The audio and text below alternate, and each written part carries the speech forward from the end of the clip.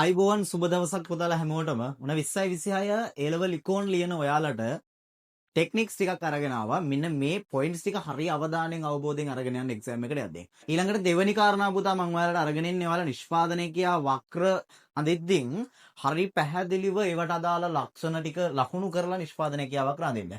දැන් මේ පාර බොහෝ දුරට අපි ගෙස් කරනවා එන්න පුළුවන් මෙන්න මේ ප්‍රශ්නේ. බලන්න.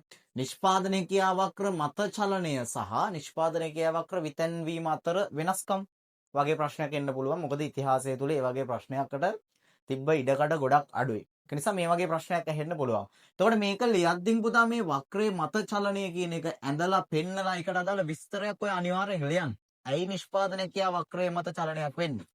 නිෂ්පාදනය කියා වක්‍ර විතැන් වෙද්දින් හරි ලස්සනට වක්‍රය ඇඳලා මේකට අදාළ විස්තරේවා ලියන්න ඕනේ නැත්තම් ලකුණු දෙන්නේ නැහැ. පැහැදිලිද?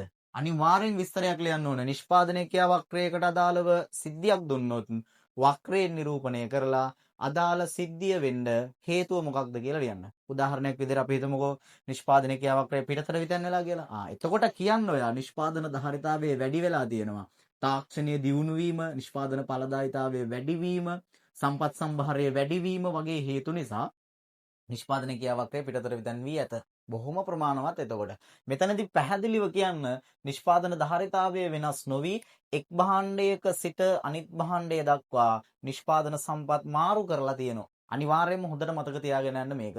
එහෙමනම් පුතේ 20යි 26 ඔයා A level exam එකට යන්න කලින් මේ වගේ වටිනා ටික්ස් ටිකක් අරගෙන යන්න. එහෙනම් අපි ඊළඟ වීඩියෝ එකකින් හම්බෙමු.